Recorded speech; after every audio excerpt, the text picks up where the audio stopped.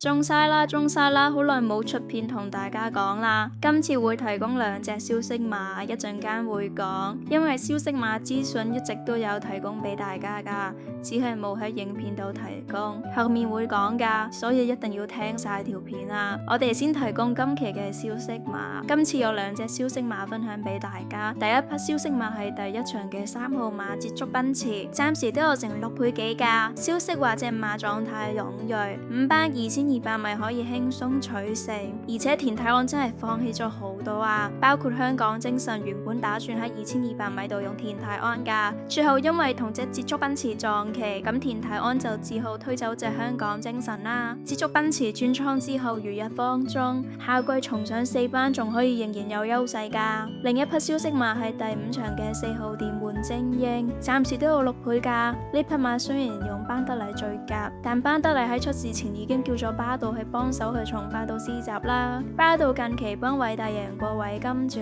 紅黃繽紛等等難贏嘅馬，而且偉金主亦都係練馬師團體馬，所以巴道就順理成章接受呢隻電玩精英啦。雖然上次因傷退出，但今次話明會坐位望贏噶，機會好大噶。至於其他消息馬或者 AI 馬，一定要聽晒啊！我哋會喺 WhatsApp 度提供噶。會員首股計劃亦都去到尾聲啦，而家會有個簡單嘅到季尾計劃，會提供每一日嘅消息碼啦同 AI 碼噶。消息碼呢，以往準確率都有平均70% 以上噶 ，AI 碼提供都非常之唔錯啦。上次 AI 碼膽都中好多隻啊，好多隻跑出之餘，最冷係尾場嘅電玩小子，落咗飛都做成11倍獨贏啦，精選過關，最近都中到2關啊，所以真係要注意住啊，真係好好分啊，所以一定要跟進我哋嘅資料啊。查詢消息碼可以加我哋 WhatsApp 噶，55269236，得到最新最有用嘅資訊啦。